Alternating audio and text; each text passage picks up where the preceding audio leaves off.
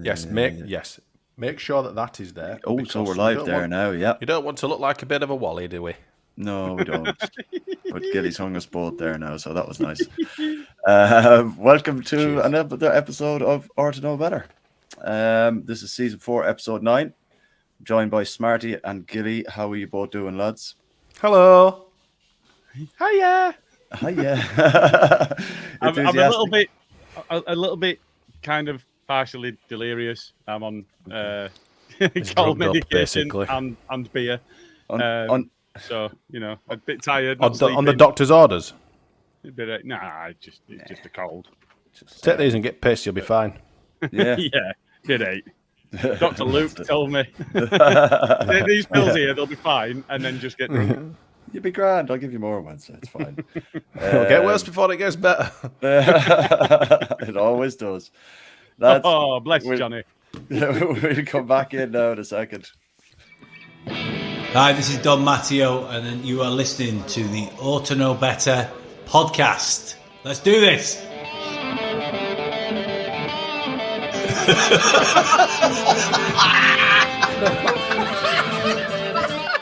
You look like fucking Brolin, you're a Leeds eating bastard. Look like some sort of fucking weird floating head. No. He's a utensil player a bit, innit? I mean, I feel a bit right, dickhead. Nothing spectacular, really.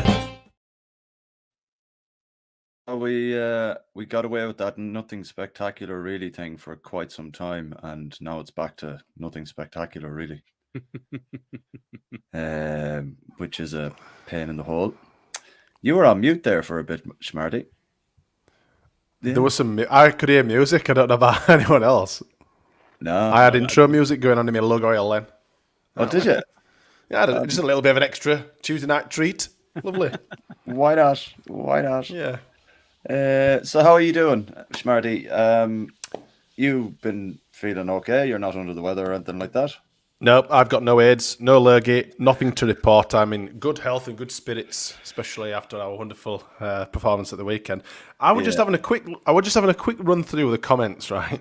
And they've been talking about the Yorkshire Ripper, and it's blown my mind a little bit. I'm like, what on earth has triggered this conversation? Anyway, I hope you're all having a nice time in the comments. Yeah, I did notice that one there from Danny Rumsey, but no idea. I mean, there you go. What can you do? No else to talk about, is there? Well, we were late again. I mean, only slightly late this time. Only slightly late. But at least you started us anyway, Gilly, so that was okay. Yeah. Just Gilly, do you have an update on how the league went there, the predictions and all that weekend? Every single person, including fans, all went for a Leeds win. And Leeds didn't win, so it's as you were. Okay, so that was short-lived. Am I still propping up the league down there at the bottom? You are, yes, of course. There you go. You've got broad shoulders. So. Yeah, I haven't lost any points recently, to be fair. So you'd have gained some if you'd have said Southampton. I'm trying to be positive. I'm trying to be positive this year. I'm not a negative Nigel like I have been before. Do you know what the most positive thing that's happened related to football or podcasting for me over the course of the last week is finding out that casco means helmet. Yes. Karl is literally. Did you even know this? Well, you must have known this. I did know that, but it wasn't what it was actually my dad's nickname because Tony Cascarino played for Ireland in the 80s and 90s. So his mates in his local pub started calling him Casco, and that's where that nickname came from. They didn't know. Do you think he knew? I'm sure they were calling him a helmet? Well, I don't know. I know maybe, they didn't know that. Maybe he's been called helmet for another reason, Karl. Who knows? Well, cheers. Old fucking Italian trouser snake down there. Three cheers for the old boy's old boy. That's the one. Yes. So I'm glad to report this week, lads, we all watched the game. Well, yeah. Endured it, really. Well, yeah, that is true. Smarty, what was your opinion on like the first half? We'll start with that because we didn't do a B and C. We'll start with the first half. I suppose it's a funny one, isn't it? Really, because overall it was shit. The first half was shit. We just never really looked like we'd got into first or second gear. We were just like it just looked laborious. It was like we'd just not turned up mentally or physically. Everything seemed to be a chore. They just did not look like they were at the races. It's like, when you're listening to a podcast and you can put it on times 0.5 or normal speed, or you can speed it up. It was like we were on 0.5 speed. It was like we were lethargic. There didn't seem to be any energy within the squad. It was like we'd played the night before. It was just weird. Yeah. And then obviously to concede. To be fair, a really well-worked goal, because that assist were absolutely fantastic. I mean, Cooper were caught napping, wasn't he? Let's be honest. There's obviously... we might come on to Cooper. I'm leaving him out for now, but yeah, they were a hell of an assist, and he's tucked it away. It's a really, really clever finish, a nice tidy finish. So you can't really begrudge. It's not like we've been shithouse. We're not sat here like Liverpool saying we deserve another chance at this. It's just...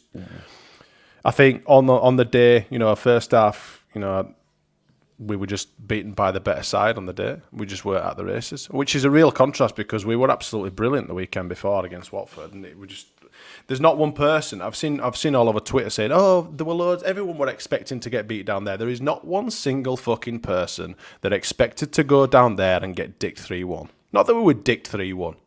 It were a comfortable win for them. But there was not one person that didn't think we were going to go and get 3 points from that match. Not one. Obviously, people speak with hindsight and say, "Oh, I told you so," on social media and stuff afterwards. But it's bollocks. Mm-hmm. Bollocks. So, but yeah, I wasn't that impressed. But I'm not going to get mad and pissed off about it. I'm quite relaxed this season. Right. If it had been last season, it'd be business as usual. But this season, there's plenty in the tank. That's all I'll say. There's plenty in the tank. We've got an opportunity to set the wrongs right tomorrow. So yeah, I think that's the case. All right, yeah. Gilly, as a man who played centre back, do you think swapping Strike over to the right hand side had a bit of a detrimental effect on how we played out from the back? Because we've noticed that with Rodon, he likes to take the ball from the centre and drive into midfield to kind of bring us forward a little bit quicker. Do you think he comes back in on tomorrow night? To answer your first question, I think playing Strike on the right is a poor decision. And I don't say that with hindsight. I said that he should have been dropped for that game, and I stand by that. And I think Rodon should have come straight back in. And as our third choice centre-back, Strike shouldn't have started. I'm going to take pelters for that, but I said it before the game, and I maintain it now. I think probably he comes back in anyway, because regardless of anything else, Cooper's legs probably aren't going to take 3 games in a week. So I think he probably comes back in anyway.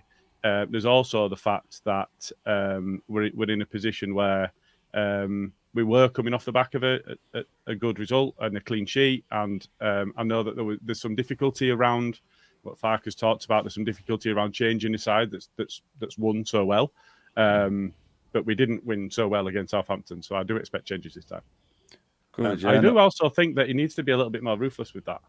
He spoke about not making changes because they'd played well, and then he spoke about not wanting to embarrass players at half-time. Yeah. I think, we're looking for somebody that will set that aside and will just do what the team needs. And I think, Smarty's touched on the first... I mean, that first goal, I think... the lethargy that you spoke about, Smarty, I think it was endemic to the entire thing. If you look at Walker Peters' run, was completely unchecked. He just ran on his own for 30 yards with the ball at his feet without being tackled. He played it inside to a midfield where they were playing 3 in midfield, and we only had 2 in there, and it was immediately obvious that was the case. I think right from the outset, we looked up against it in midfield. We looked light in midfield compared to them. I mean, Smallbone, I don't think is a particularly good player at all, and he looked like he had all the time in the world. I mean, all right, it was a decent finish, but I don't think he meant to do it in the way that he did, at least. Yeah. But I mean, I don't think Meslier should have been beaten. I think it was offside, but I think Cooper's got to track that run as well. So I think there were about 5 or 6 different mistakes in that one goal. Cooper's had a lot of pelters for it. Yes, he should have tracked that run, but the entire team should have dealt with that entire situation better.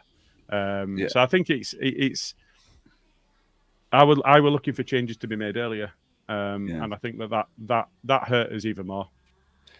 Yeah, I just on your tracking back as well, I noticed that Somerville didn't do his fair share now, if I'm being perfectly honest. You could see that maybe 2 of the goals were very preventable if he tracked the man instead of standing still, because he did that a couple of times. But I turned to my mate that I was watching it with, and I was saying maybe it's Fark telling him not to drop so deep, because when we do break, we break quite quickly, and we want one of those players there. We can handle it if you don't drop. But you can see it's just a blatant, I've lost the ball, and he doesn't make the effort in any way at all. Like, he does jog back. He is like but that, if though, he's isn't he? been told to do that, then he shouldn't be jogging back. Historically, he's always done that. He had been like that, but he finished the season tracking everyone. Yeah, that's the last other 3 or thing. 4 games of the season, he were tracking everybody, and he were on it, and he were at it. And so it feels almost like he needs to be in the right frame of mind to be able to do it, and that's not particularly professional, is it? Yeah, like you said, though, you don't know what he's been asked to do, do you? You know, and I think in hindsight, well, a lot of people have said, Fark definitely got his system wrong, and should have introduced some fresh legs, way before he should have done. Like you said, Gilly, they had 3 in the middle, and we only had 2, and we were just being overrun in the middle. Really, we didn't really seem to get a footing, and Purdue seemed to have a bit of a naff game, compared to how he's been performing recently as well. So it's one of them. It was very, very championship, wasn't it? Your typical, it's one of them sort of, it's just, I hope it's a one-off. When we were under Bielsa, and we will always refer back to Bielsa, we'll always do this. Luckily for him, we may have a shit game, but then we put it right, and then we'd have a couple of decent games, and then maybe have another wobble and whatever. But we always seem to get a reaction from the team. I just hope that maybe there's not too much pressure on tomorrow's game against QPR, but we can, pretty much put that bad feeling to bed, because there's a few people that are obviously concerned that this might be a bit of a dip. But after such highs against Watford, and let's be honest, the rest of the season, since we've cracked on since the end of this transfer window, we've all been pretty buzzing and we've all been happy. I think it's the first time that we've all actually realised, that wasn't a really good performance, or there were a few things that he got wrong. Hopefully he's learned his lesson, and maybe don't rely on those 2 midfielders, Kamara and Dan Purdue. I mean, it seemed to get better when he brought Archie and took friggin' Dan James off for Anthony as well. They seem to add a little bit of him. I'm not a fan of Dan James starting. I'm going to throw it out there.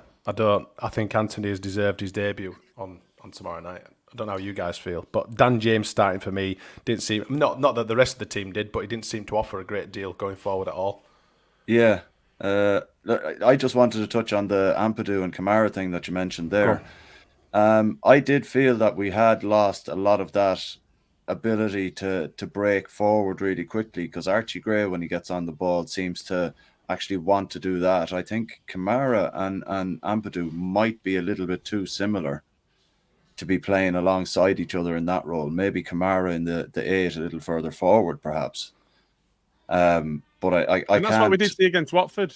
We saw that against Watford. Yeah. I think he was playing a bit further forward, and I think that's what we expected. That's what we spoke about, because we were talking about who comes in if Ampadu's injured in the previous game, where he'd had a dead leg, and we were saying, the likelihood is it'd be Gruev that comes in for Ampadu, but if another player was to come in to play alongside him, that we would expect that to be Kamara. So we had seen that Archie and Kamara play that bit further forward from Ampadu, but I don't know how much of that was the plan and how much of that was us dropping a bit deeper in midfield because it felt like we were overrun.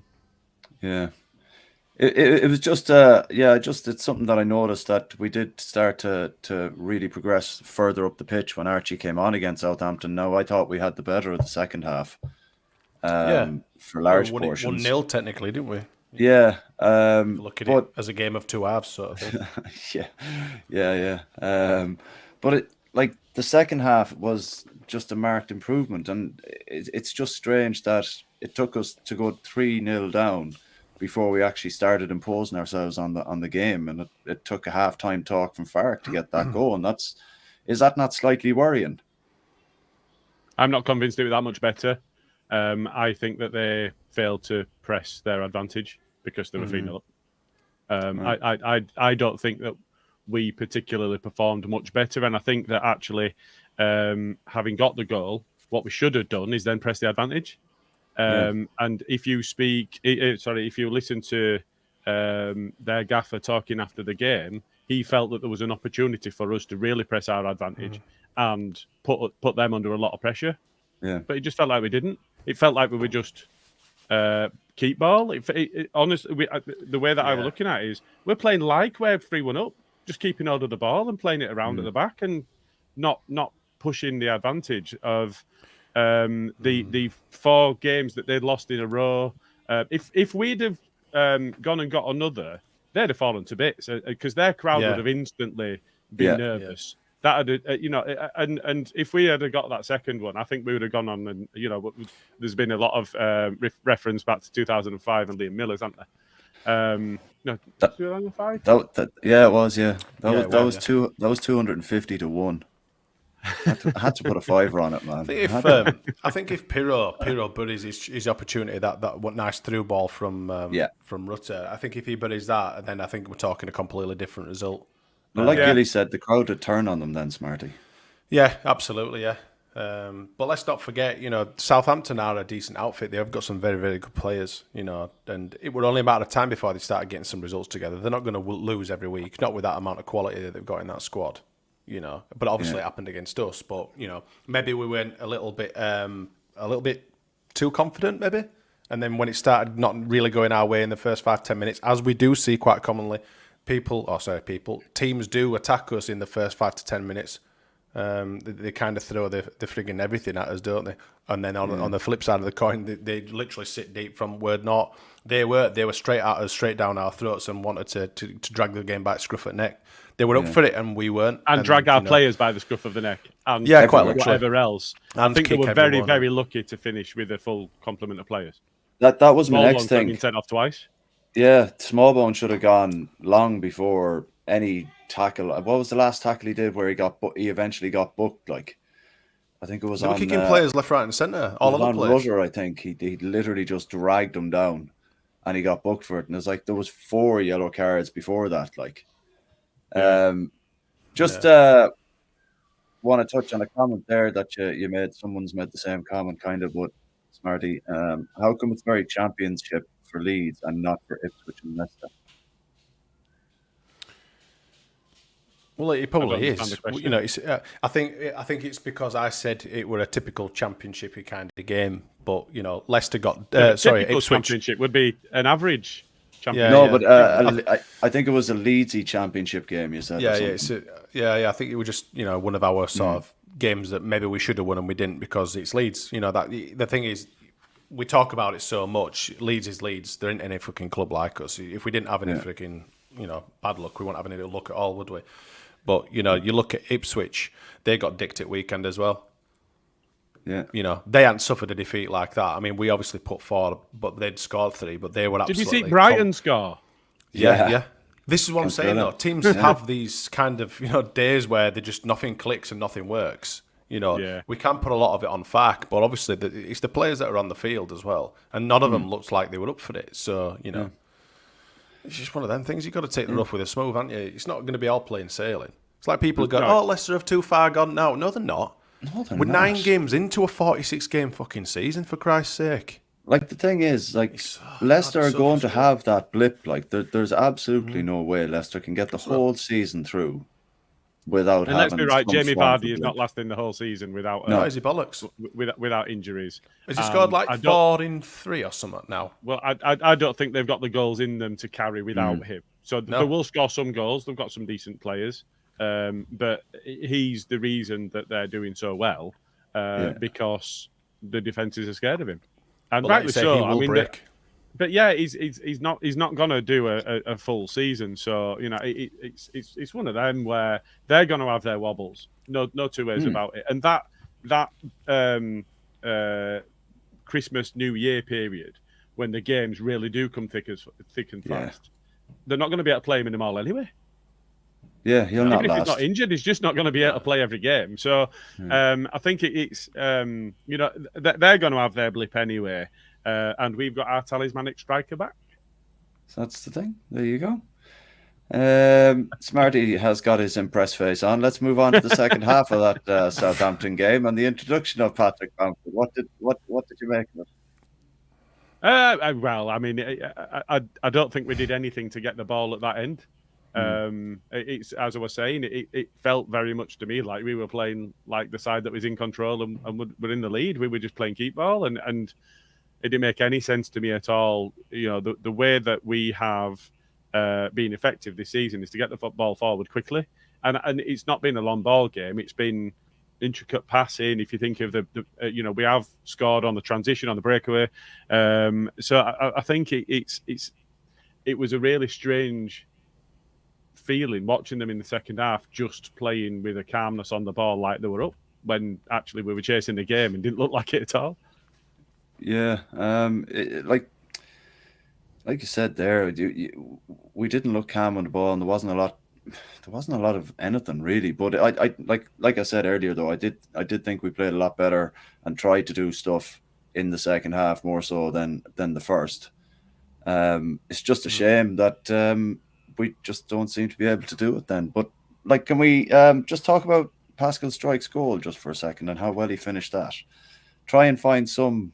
He's one of our top scorers this season. I was just going to say, yeah, he's had 4 goals now in all competitions this season, and I think he deserves a bit of recognition for that. It's like, it was a great finish. He took the first touch well and slotted it home. Maybe if only Pirot had that touch and finish in him. Is that what you're saying? Yeah, that kind of thing. It's a good job. It's a good job no one listens to Gilly, innit? Because Gilly would have him on frigging bench. So, I mean, if you're up to him, would have got any of them goals. Oh yeah, of course, yeah. Oh, and Rodon had finished it that well. I thought Pascal did awful well there. Fair play to him. In the just a quick one here in the Scum derby. It's 1-1. Scum versus absolute scum. It's Scum versus scum of the entire planet.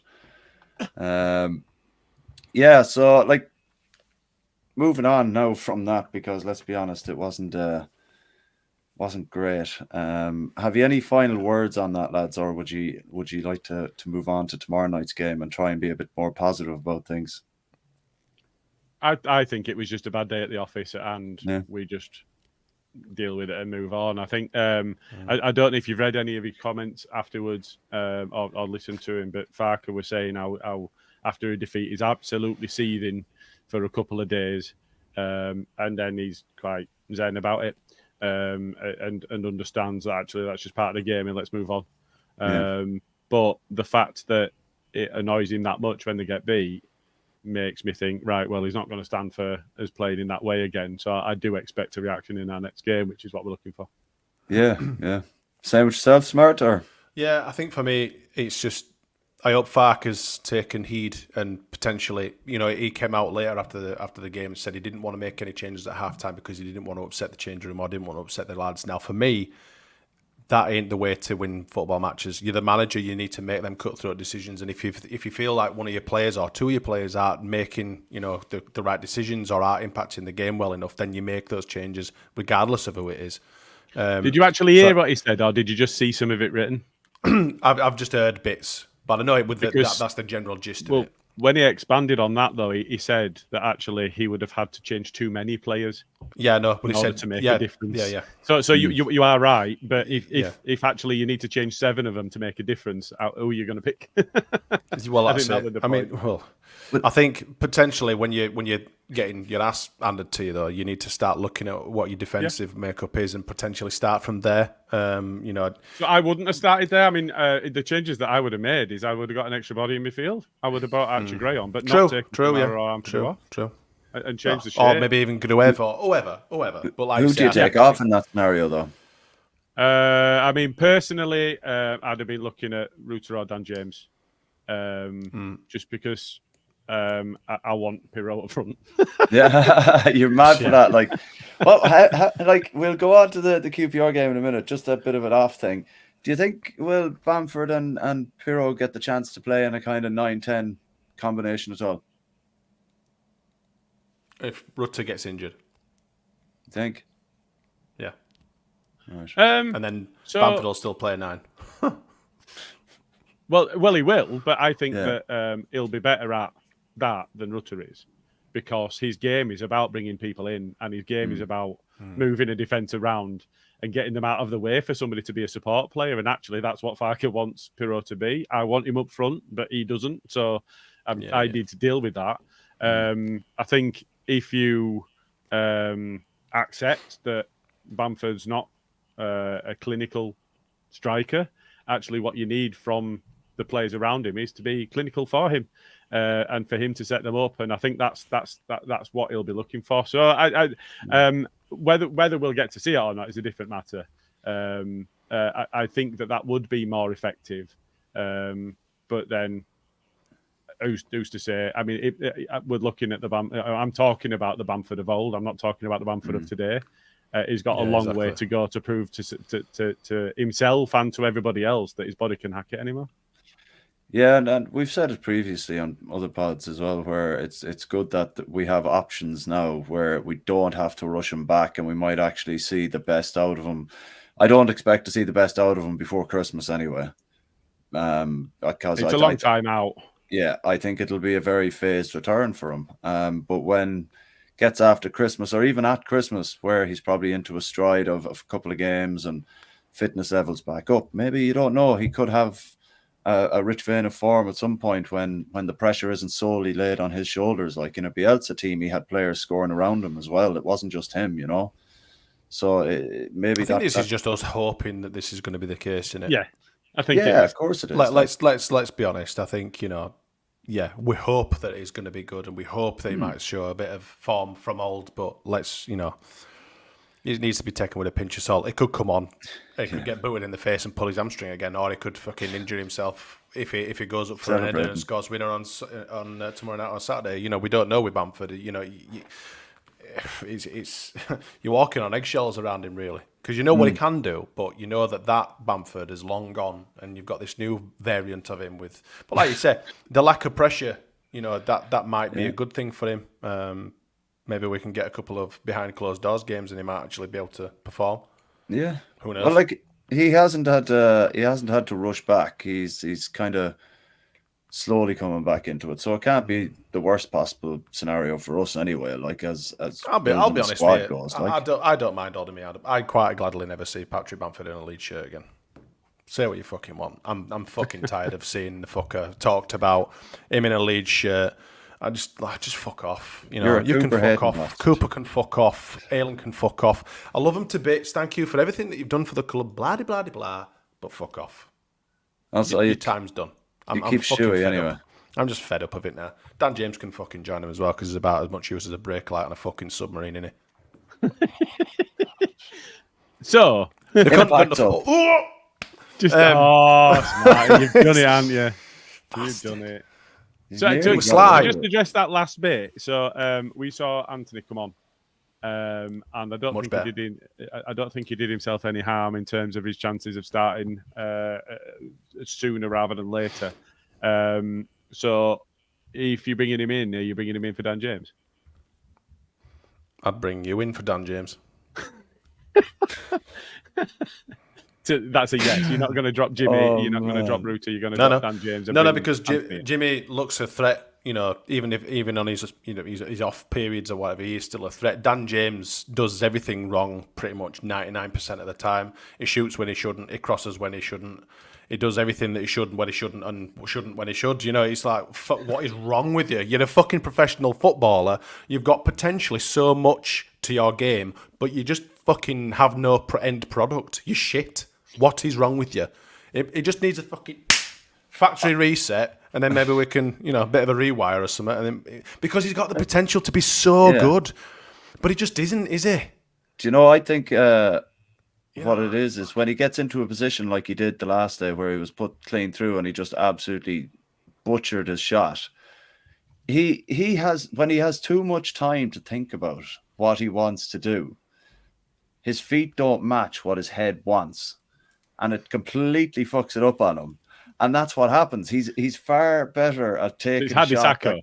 Yeah, essentially, yeah. Yeah, but he's just faster. But it's like you said, he might faster, be like- going too quick for himself. But Yeah. it's like, well, the speed that you're renowned for is not here. I mean, where the fuck is it? Because he's not using it. What is he? Turned the fucking dial down? Does someone need to... Hold on. We need to give him a bit of a fucking jolt. Replace his batteries or some shit. Wind him back up again. Right, off you fuck. Go on. Use your blistering pace down that fucking... Past that fat bastard at left back or right back or whatever it is that you found yourself. And beat him with your fucking pace, you melon. Oh, no. Yeah. You'll just fucking cut inside and lose ball because you can't take people on. Yeah. Anyway, whatever. Well, like he's he's not done an awful. He lot. can't Like, go he's round got anyone. He can't. No, he but- can't even use his pace to go Played in around the Champions anyone. League, It's like, you know. Yeah, I know. I could play in Like Champions World League though. It doesn't mean Cup I'd and do stuff. well. I just find him really frustrating to watch. I preferred him in Premier League because at least he were running through people and fucking getting red cards and shit, showing a bit of passion. This season, he's just like, fucking, what even are you? What are you? What are you bringing to this team? he might surprise you. I'm not going to predict. I he genuinely will, hope but that's he the might. case. But I could bet he pull it out of the won't. Bag. But Well, what, we'll Karl? see. Tell you what, if I'm surprised, if he surprises me at any point during this season, which is a bit of a task, I'll be honest, I will buy you Yeah. one whole pint. 1 whole pint. One whole pint of the creamiest, finest fucking Irishness in the world. Okay, so yeah, I'll hold you to that. Are you surprised that he's currently the Don't start with the assist shit. top assist Fuck off. getter? Fuck off. Fuck off. Don't care. All right, like I surprising did. to you? Don't I didn't care. have the guts to say it to him, man. It's like you I understand what you're saying, but but he's just so frustrating to watch. Is it surprising to you? It's just typical. Is it surprising to you that he's the top assist getter in the Championship? Do you know what I like more is the fact that Fergal Kelly has spelt Wales with a H. Is that a yes or a no? Anyway, Smarty? moving on. Is it a surprise to you? I think it is, and I think I you think are he's just Karl lucky. already. I think he's just lucky. Well, he did Oh, get he an assist. definitely was. He definitely was. If you look at those 2 assists he got in the same game, Yeah. he had a shot and completely mishit the ball, and it fell to back post. Exactly. And It's his just other stuff cross like that, was deflected and was behind his man. So, they were lucky, but I think you are Karl a pint already. No, Yeah. fuck up. All right. Well, let's go. Let's just take Smarty's I've got one mind last off, Dan. question. All right. Not to me, I hope. I've had all sorts of shit for my stance on Ruta. Right. I Yes, haven't changed my deservedly perspective. so. Is it? Right. I haven't What? changed my What's, perspective. what's I your think- perspective? Please enlighten us. And He's for worth the about a people fifth who may of not what we know. paid for him. Well, he is now because we're in Championship. And he's got a long way to go. So at this point in the season, I've got people on Twitter going, "So what you say now, then, Gilly? Now you said he was shit. Well, he was shit.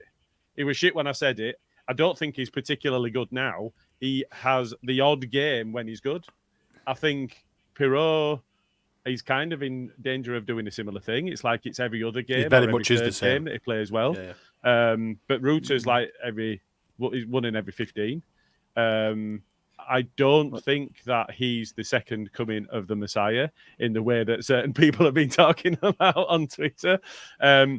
Again, I'll come back to the point that Smarty just made. I hope he proves me wrong. I hope he finishes the season with 35 goals, and then he can go, "Fuck you, Gilly. You're a twat. Yeah. You spoke smack about me on Twitter, and I've just should prove you wrong." Great, because my club's benefited. I just can't see it. Well, I'll put it to you like this, right? He when he came in, he played under 3 different managers, 3 different coaching teams, 3 different types of instruction. Nothing settled, nothing like that at all. He's come in, he started playing half decent now at the moment, but that's because he's in a settled side now. He's in a side where he knows his role, he knows what he needs to do. Whereas with Marsh, Gracia, and Allardyce, sure, they didn't even know what to do with him. Sure, Marsh thought Nanto wasn't a footballer, for fuck's sake. Let's be honest. Like there's no need to. I think we're being a little bit harsh on Rutter there because Whoa. There is okay, no sorry, we. Gilly's been a little bit harsh on Rutter there because Hang for on a the minute. first- You agreed with me that he's. Oh no, you agreed with me about Pirot, didn't you? yeah. Well, actually, you said Pirot was shit. I didn't you? agreed with you about Pirot. I said that he's very, very hit and miss. Yeah. But What? like you've said though, Karl, they're a new squad. It's going to take time to gel. You're not going to hit the ground running straight away, are you? There's going to be a little niggles and this, that, and the other. Yeah. But we are moving in a positive direction. And like you say, Rutter isn't going to set the world on fire. He won't, because, like you say, he does have weaknesses in his game, just like everyone does. But I think we're better for him being in the squad than we are without him. I think I personally think that he has more to offer than Bamford. I agree that the number 9 position, as a number 9, he doesn't excel at him, but he brings more to the setup. He's more effective and he's more dangerous than Bamford, I think. But I think, that's why it's good to have different opinions. Yeah. That's no, what it's all I'm about, not saying get your opinions wrong by any means, Gilly. Just I think when you look at the reasons as to why he may have not settled in or may have not played as well as we wanted him to for the price we paid for him or whatever the case may be, I think now that he's found a manager who knows what to do with them, this could help him along. He very much seems to me like he's a confidence player and not one of these players he's who a flat just track switch bully. on and off. He's a what? A flat track bully. When everything's going well for us, when we're 2-3-0 up, he's a great person to have on the pitch because he's going to take hold of a ball, he's going to beat 2-3 men, he's going to pirouette round on it, and he's going to set somebody up. When the chips are down and you need somebody to make a difference, I don't see him. I think he did that against Millwall, to be fair. I think he very much controlled that game. Yeah, but we were battering Millwall. Yeah, but the thing is, like, you look at it in two different kind of ways. When we're under the cosh a little bit, he's ineffective. Like a fair few of them are. Pirro certainly goes missing. However, when we're on top and we've got a foot in, a lot of the play does go through it. You never used to see the game unless you watched Click. That's what Bielsa used to say. A lot of the stuff goes through him or goes through his direction or whatever. So when we're on it, absolutely, they're all absolutely humming. But when we're against it, you just don't see him. Yeah, and it's Somerville that you see when we really need somebody because we're struggling and we're under the cosh. Actually, it's Somerville I want on the ball because he's the one that you want players like Nonto as well. And Gray, to be fair, Gray always seems to have a bit of additional time in midfield and does carry us forward. So you touched on Millwall. Ipswich was the same actually. Is we had to weather an early storm, and I think that's what we didn't do against Southampton. I know we're going back a little bit, but that's what we didn't do against Southampton. And I think that when we go away from home, there are occasions when we're just going to have to earn our way into a game, keep a clean sheet, keep it tight, press as we need to press, and that game just got away from us. I think he's a flat track bully. I think when everything's going in his favour, he plays really well, and that's not how life is, and we need more than that. Yeah, I can see that point of view as well. Yeah. Should we just go through some comments here, lads, and just see what the crack is? I'm coming up to the game on Saturday, lads. Would love to meet you all for beer before the game in the Peacock. Chris Frost. We'll all be in there, Chris. So I don't know, Gilly, will you be wearing a baseball hat? You'll see. Probably will not, unless it's just sunny. Look for Smarty. You can't miss Smarty. He's absolutely. Yeah, he doesn't look like a tall man there, but he doesn't look like. Just look for my buns. He's of average height. It's just that he's got that conch on top. Oh, that's right. The Johnny Bravo. That's right. I've got a strong neck. I mean, to be fair, you've both got very long heads, haven't you? Yeah, I guess that has been said to me before, yeah. Skip says, not a big fan of Bamford for us, but seeing some fans slating him when he only got 10 minutes is crazy. Majority of the team underperformed. That's fairly spot on, Skip, to be honest. Yeah, it's kind of the general consensus. Max is coming in here. In your opinions, was it right to keep Cooper in the team ahead of Rodon? Seems to me Fark falling into the old guard trap. Did we cover that? So we did. My opinion before we have previously was that keeping Cooper in the team was the right thing to do, but not ahead of Rodon. Okay, I think that was the point. Rodon has to be. Rodon is clearly he's our best. At this point in time, our best centre back. Yeah, he starts every game he's available for. Absolutely. Yeah. I love Bill. And I've been open about that. But the second that Jed Spence is fit, he's in that team. Yeah, absolutely. That'll bring me on to another thing. And when we're talking about QPR, I'll bring it up again. So we've got Scooby D. James shoots when he shouldn't. Doesn't even Doesn't even he should? Doesn't when he should, I think. When he should, I think. Oh. Supposed to be. I think you've got to be excited Okay. typing. Right. And if he does get space out wide, he either doesn't want to take his man on or wants to cut in. He's pissing me off. Yeah, well, that seems to be what Smarty is fucking well annoyed at the moment. Yes. I think that he is a useful squad member because I think that defences are scared of his pace. It's just that what we want him to do is come on when we're 1-2-0 up and run at people and just scare them, and kind of be that disruptor for their defence. Yeah, absolutely. Yeah. This is in from Nige. I'm not quite sure. Hopefully, he's seen the other side of Leeds. I'm sure he will rewrite the situation. He's never. He's here.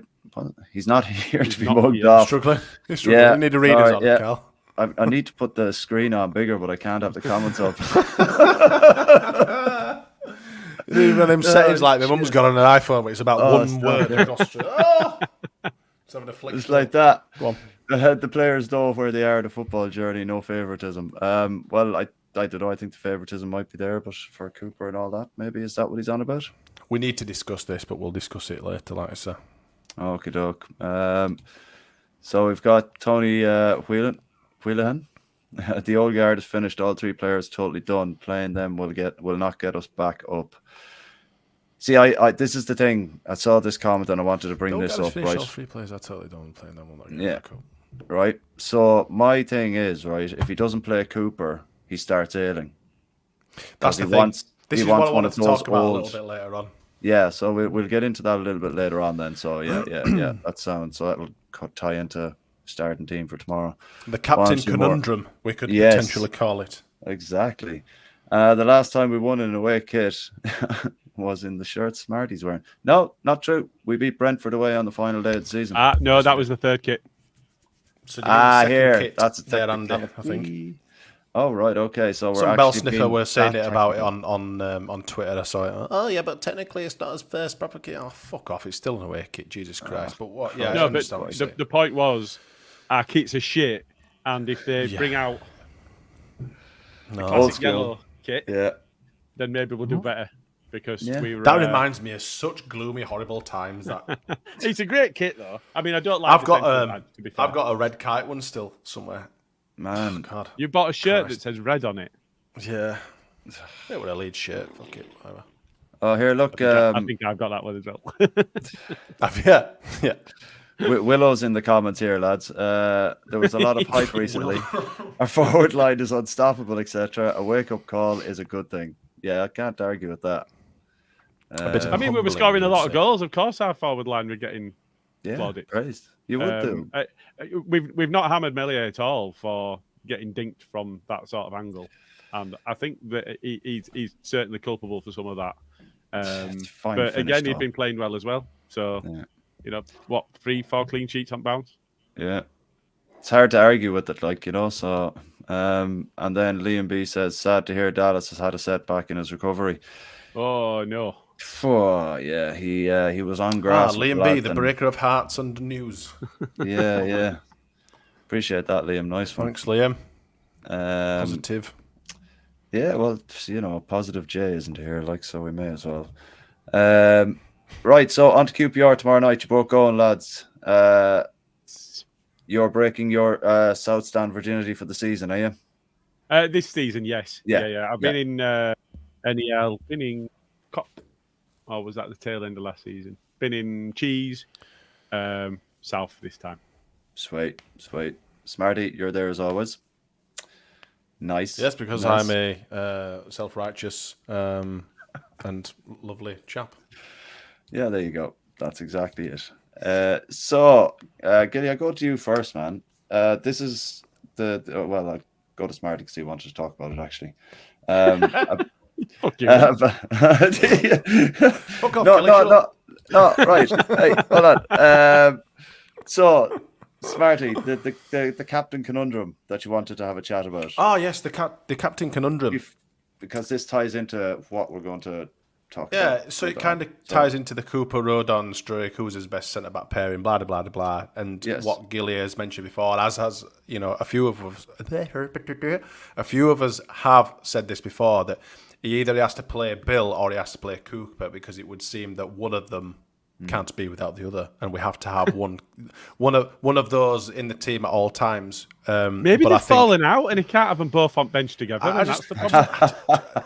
Is it because we've got no proper leaders in the group? I don't think so. I think there are others. Strike, probably.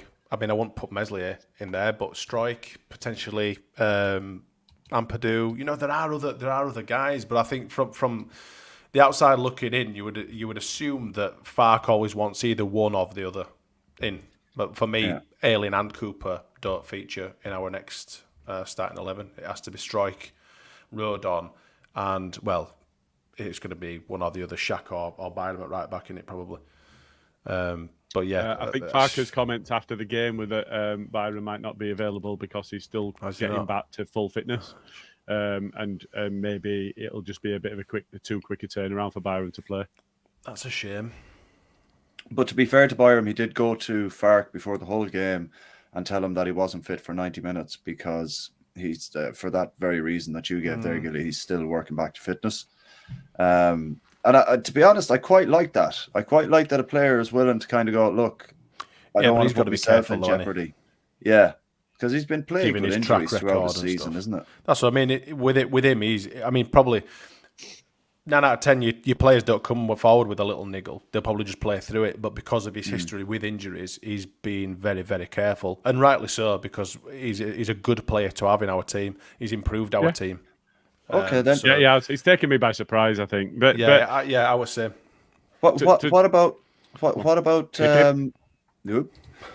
Ampadu?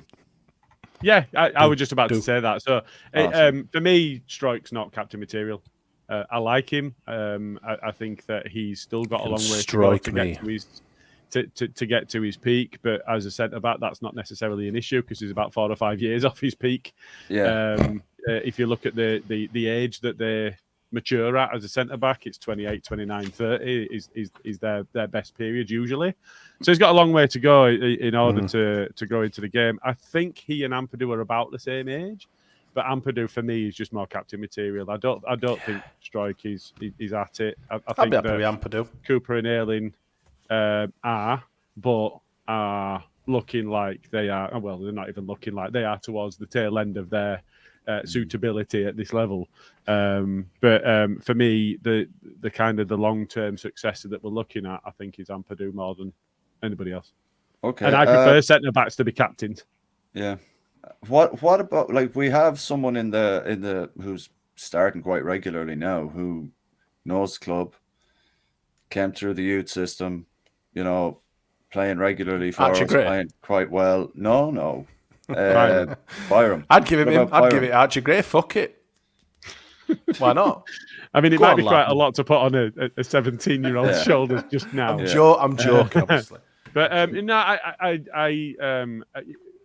like somebody to be given an armband that's got some longevity in the role. And if you look at Byram, he doesn't really. I mean, that's only my personal opinion. He's got a 1-year contract. Even if he gets another one, he's not going to go beyond the next. If you look at the periods he's had out, he's unlikely to be still playing football in 3 years' time, 4 years' time. So I think Ampadu's got a long way to go in the game still to improve, and I think he started really well, but he's got more developing to do as well. But I just think for me the choice at the moment would be Ampadu. Yeah, that's fair enough. I think that would be the general consensus. It seems to be in the comments as well. Like, so it's a case now of, do we get Cooper and Ayling out, tomorrow night? Don't put them in and just give it to Ampadu. And I don't think Cooper plays tomorrow anyway. On the basis of the quick turnaround in games. Sorry, I would say if Byram isn't playing and Ayling comes in, then it's an excuse to play one or the other. So you'd bring potentially Rodon and Strike in at your centre if you've got Ayling on there anyway. And like you said, if Cooper isn't fit enough anyway and isn't probably up to it on a Wednesday night, then it makes sense to swap them out. And I think Shaq's an Energizer Bunny, isn't he? He's just going to keep going. Energizer Bunny? Duracell. Yeah, that's right. Whatever it is. Duracell Bunny. Hey, some other batteries are available. You've just mentioned both. So it just depends what kind of bunny he's using. I'll put him out into. Moving on. Swiftly. Anyway, I think if you got, Shaq's played all right this season. I think you know what you get from him, and you're going to get that work rate, and you're going to get that endeavour, and he's not going to set the world alight, and he's not going to be particularly dynamic. But you know what you're getting from him. I think you know what you get from Ayling. He's not the best in terms of recovery now, and that'll have to be covered. But Rodon playing inside him covers a lot of that because of his pace, and he can get him out of bother. Equally, there is some emphasis on the midfield to cover the full-backs because Farking does like him to get forward. So your Ampadu, your Gray, Kamara, Gruev, whoever's going to be playing in there would need to drop into the full-back position anyway. And I think getting used to that is really one of the things that's kind of highlighted just how far off the pace Ayling can be when he's caught up field, especially looking at the way that Spence got back when he was in the same scenario for that 10 minutes. So I think, for me, I expect the back four to line up as Shaq, Strike, Rodon and Ayling. Yeah, fingers crossed. I think that's probably what we'll see. Yeah, this is coming from Digler TC. Archie is defo a future captain, in his opinion. I don't think you're wrong, to be fair. I think there was an instance where Somerville scored that late equaliser against Cardiff and he was off celebrating. Archie went straight over, dragged him up and said, let's get back to the centre circuit, get this game going again. At 17 years of age, that shows serious maturity, in my opinion. And it shows that he's able for it. Yeah, and I think just the last point to be made on, well, maybe not, you might have, but the last point I'll make on it is when it comes to Cooper, he was the choice of the players. Now, some of the players have changed, but he was the clear choice by the squad. And I think there's a lot to be said for that as well, because they want to be led by a particular player over other players. And so I think there's a lot to be said for what the squad want. So we can all talk about what we prefer, but ultimately it comes down to what the squad wants themselves as well. Oh, of course, yeah. I don't think we're sitting here, saying Coops has all of a sudden turned into a bad captain because he's not up to the football and task of things, But you can still use that. Yeah, his body's not up to it. You can see that he's a yard off pace always. And it's a decision that's going to have to be made very soon. And I think the general consensus is Ampadu, if we're being perfectly honest. Plus, he's wearing that number 4 shirt, isn't he? So it'd be kind of fitting that he got the captaincy playing as a hammer in midfield, So how old were Howson when he were given banned? Was he 21? 19 or 20, I think. Were 19? 20, I think. Were that young? He was really young. Yeah. It's like absolutely. I mean, I don't obviously for any length of think, Archie Gray will be, but like I say, next couple of years it could be a possibility. But hopefully we'll be back in the Premier League by that point, and we'll have someone else maybe that'll fit the bill better. But yeah, don't ever rule it out. But then again, we'll probably lose him at end of year to some shit house in Premier League and look at him sit on a bench all fucking season. So Well, wasn't his family offered like a big, huge house in Manchester and everything when they tried to sign him about 3 years ago, and he said no, and his parents were like, absolutely not. Like I think the worst thing is, but I think the worst thing is a lad of his age can't be offered any longer than a 2-year deal. So. There is a concern around that. We spoke about that before, but there is a concern about that. But hopefully the club are handling that. Yeah. So just to get into a little bit of tomorrow night's game again now. So I've been watching a few highlights of QPR here and there. It's like watching a highlights reel of a player you're starting to look at, But they seem to be playing quite well out from the back. I don't know. Like, obviously they're not doing very well points wise on the board or whatever, but they are trying to play football. There was there last weekend, there was some nice little passages of play. They obviously didn't, come to much, but what passages like of play in defence? Yeah, just from back to front, and they move the ball quite quickly, and there's always players in advanced positions. And like Gilly was saying about Luke Ayling, it could be a worrying time if they've got someone out wide that can absolutely roast them. I watched them at the start of the season and they didn't look too bad. When I actually watched them play a game, QPR, like you said, played some fairly decent football. I mean, obviously, if you're not clinical, results don't go your way. I mean, we're all victims of that, aren't we? Of course. But I just think But yeah, I'm surprised that they're that low in the table. Do we have a graphic of the old table, or is it we just got to describe they're in bottom it? 3. I don't have a graphic of it, but I even... can get you one if you want. They are in bottom 3.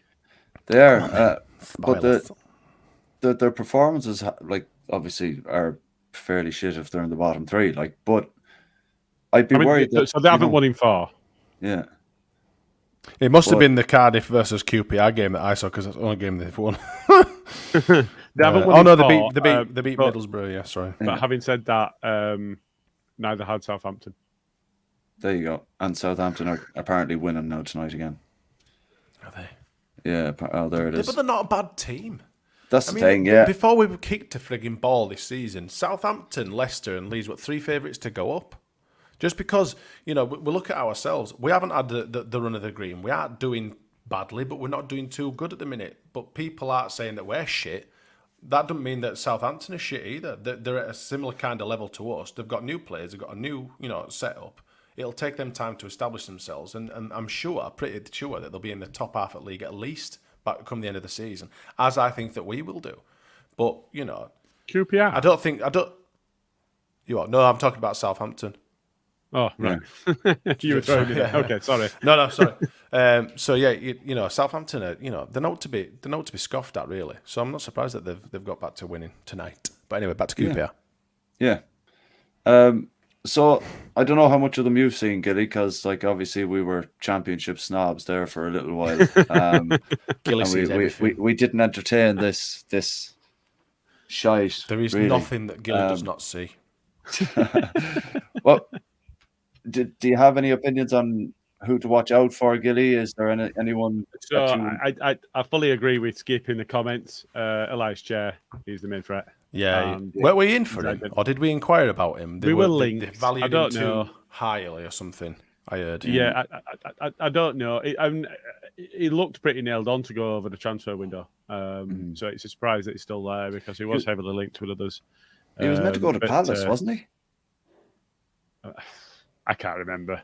But yeah, we were linked with him, and he is probably their danger man. So I think it's one of those.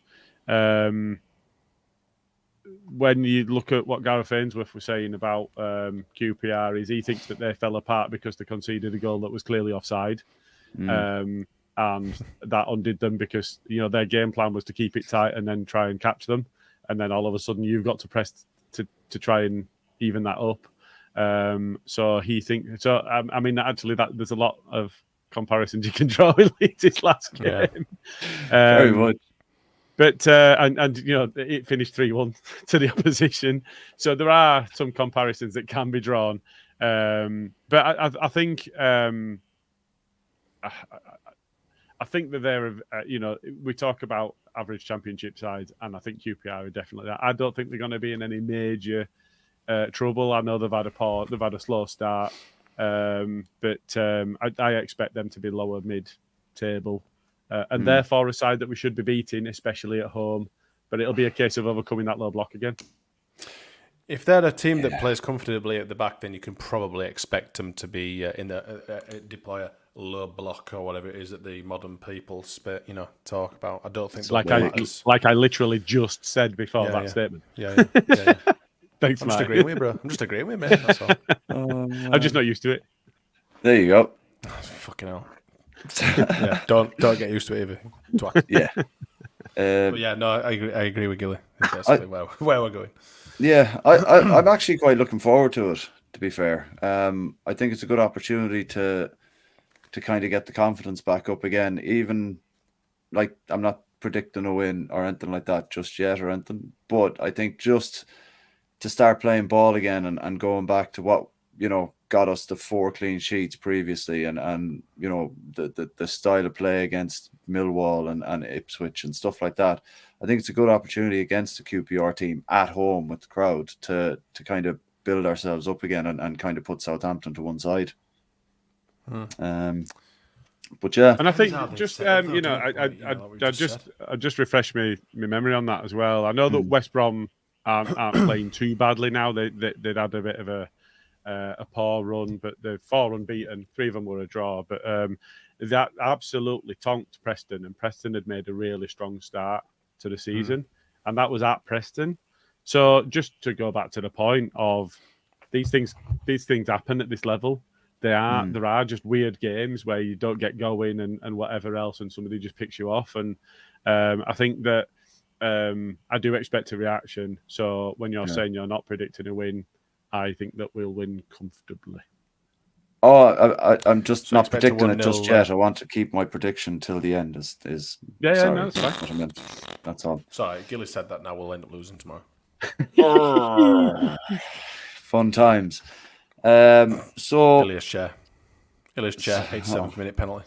Stop it, Smarty. Liam Cooper comes on for an injured fucking Rodon and gives away a penalty. There you go. You had it here first. Chair would have got us up the table, Diggler tells us. Diggler. That's a cracking name, that, isn't it? You used to trick by not calling him Dirk Diggler, hasn't he? Dirk Diggler. Please change your name, Diggler. Jay being a little bit ambitious there. Jesus, go on. Why Jay. not? Yeah. Why not? Yeah, well, why not is right. So we'll start with a prediction for. Are we going on to Saturday's game, or we could leave that for B and C? I mean, talk about it briefly. You're driving this. You're the host. Carl. We're just in the car. Carl. You decide. We're just passengers here. Oh, right. Okay. Yeah, we'll do it quickly. So, yeah, right. Okay. Are we playing? Quick. Bristol. Joking. Brizzle. It's at home. So Brizzle. you'll be there. Where are you sitting for that one, Gilly? Can't remember. It's out. Good talk. Hang on. I'm in South East Lower. That's the cheese, isn't it? Is that where you are? Right. Okay, fair enough. So how are Bristol doing? I haven't actually seen how Bristol are doing. I'm literally looking at league. The one place below us. Yeah, the 1 point behind. They've won 3, drawn 3, lost 3. Lost the last 2 though. All right. Okay. Oh that don't mean fuck all, does it? No, not particularly. In this league. No, not at all. So yeah, that's but we'll be 4 points ahead of them by the time we've spanked QPR. Fucking hell. It's like when you're on the putting green and you're about to put, and you put and it looks like it's going in. Your mate goes, "That's a lovely put, that," and then you kind of rim job it, and you're like, "Shut the fuck up." I beg your pardon. It's a family show. This. You know, it goes a blank around the hole and comes potty back mouth. out. You filthy animal. Bristol are playing Rotherham tomorrow, so yeah, maybe they'll still be 1 point behind us.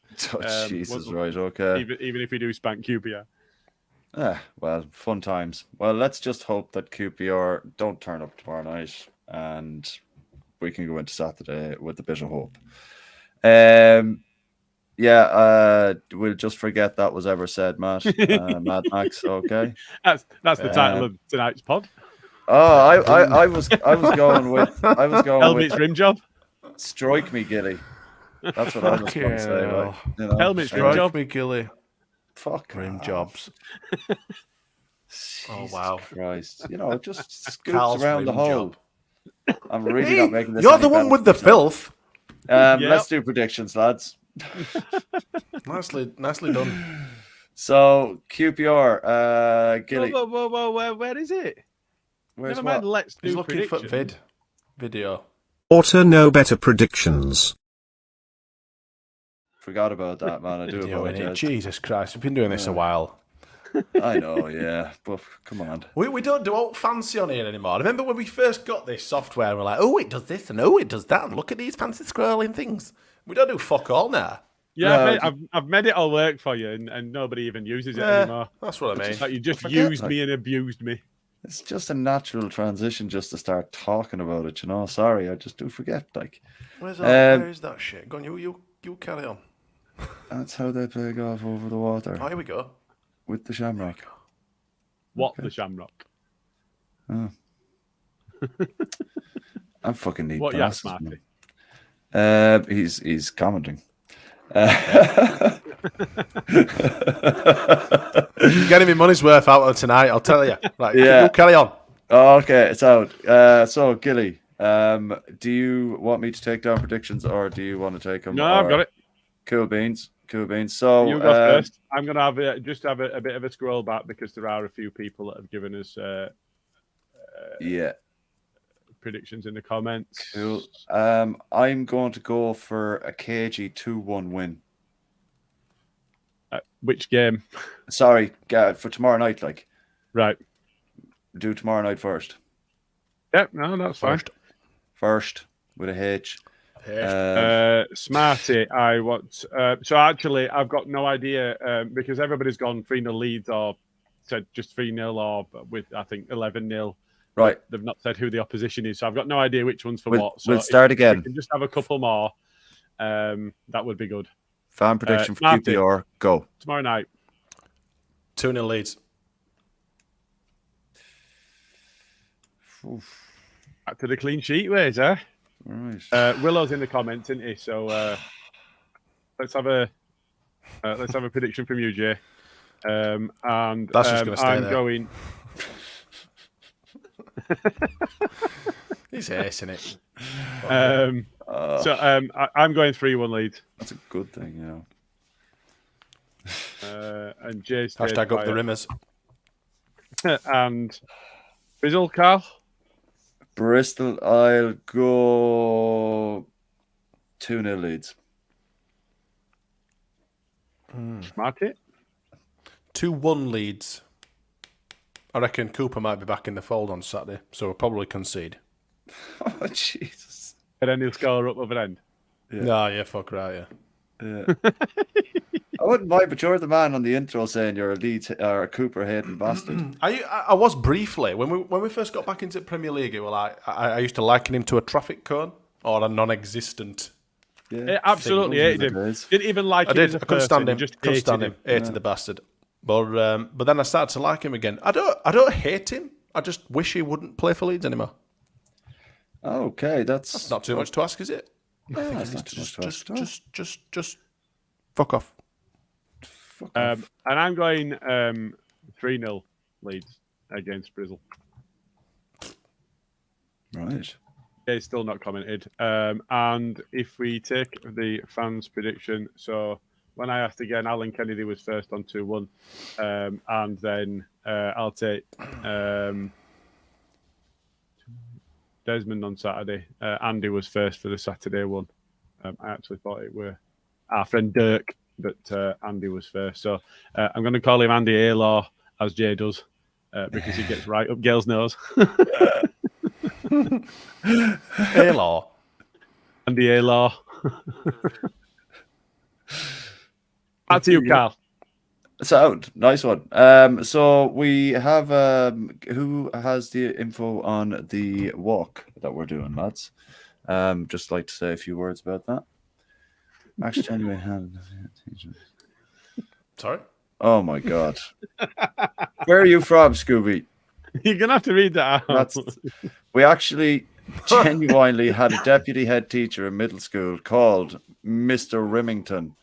Andy was gay.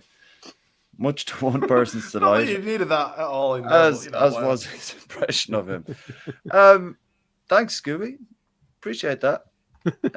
Anyone else got any old tales of school shit? No. I deal with someone another company called I'm driving around. I won't say his first name, I'll just call him Mr. But his last name is Raper. How unfortunate would you fucking have to be called Mr. Raper? You'd change it, wouldn't you? You'd just change it. Sorry. Yeah. I don't think I like my name. Get married and take your wife's name. Oh, man. Yeah. Actually, double barrel it is probably not a good thing either. Just change it altogether. Yeah. Sound. Mr. Remington. So, moving on. Yes, moving on to the walk. Yes. So, we will, Karl, you will share the Just Giving page. But next year, so the 23rd of March, 2024, we'll be walking between iconic Leeds United murals, or murials, if you can, spread across the city, starting in Chapel Allerton at the Lucas Radaby mural, finishing in Bramley at the Gary Speed mural. We will be joined by Son, S-O-N, son of the inspiring individuals from the Orta No Better podcast, who have supported us and continue to spread the message that it is okay to talk. Ooh. Together, we aim to raise both awareness and funds for Andy's Man Club, a charity that plays a pivotal role in providing support, empathy, and a safe space for men dealing with mental health issues and suicidal thoughts. Every step we take, every mural we pass, and every donation we receive will make a significant impact on the lives of those struggling with their mental health. Please donate. By the way, Jay's not doing it because he's basically got to walk twice the distance as everyone else. Well, I understand. No, I wouldn't want to have to man, walk twice as far as you guys. So. I mean, additionally, what I did not expect was to look up from reading that and read the word analingus in the comments. So thanks for that, Jammy. Jesus Christ. Okay, right. So thanks for that announcement. Analingus. We'll retweet from the pod account with the Just Giving page. Obviously, Jay's asking what date it was. It's the 23rd of March, giving you a good 6 months getting fit enough for it. Shamed him into it. Fanny. Shamed him into it. Telling you. So yeah, obviously times are tough and we understand that, and we don't expect everyone to donate. But even if that was a bad time to laugh. It was a very bad time to laugh. But it is pertinent. I've just read Mad Max's comment. This pod did help me in lockdown watching YouTubes on YouTube. Nice, appreciate it. Glad we could help. But even if you could just share the page, share it around, just tell people in work, they might be able to share it as well, or maybe donate a small bit. But every little helps, and it's going to a great cause. It's hot off the press. Uh-oh. Let's get this on the screen so that he can't backtrack it. Yeah. Jay's in. We have shamed him into it. Hot air. All it took was a bit of live now he said that he's doing it. He's too. He'll throw himself down steps or something. No, throw himself down steps or something weekend before. Oh, sorry, lads, I'm afraid I can't do it. My little leg's fallen off. Jesus Christ. His little leg. Well, he's only little, isn't he? He's just tiny. an Elvis impression. How far away is he? He's up close or far away, is it? Oh, Jesus Christ. Snapshot the dwarf walking with the rest. See, I'm so glad that people get involved with the Jay bashings. Poor Jay. Poor Jay is right. There he is, though. Why do I fucking bother? Right, Oh, look. Anyone Jay. that's at the game tomorrow, I don't know who's going to be in the Peacock, so I'll see you there for a pint, perhaps. Maybe. Is there a B&C tomorrow, or is it after? We'll probably decide tomorrow evening. I don't know, because we're Late, shit and we can't decide this stuff. Well, I mean, we've been appalling recently anyway. I don't know if it's we must still apologise. I'm still coming off the back of a cold, but both Luke and Jay were badly with COVID, so we've been struggling with numbers. Smarty's been away shagging sheep, so it's been a bit difficult. Yeah, a little bit tough, but we're getting back. Yeah, we'll sort out a B&C for after QPR, and everyone will know about it. So thanks for joining us tonight. A bit of a random one with the B&C thrown into, and a match preview as well, and some interesting takes as well. Thanks a million. Take care. Catch you later, boys. Toodaloo.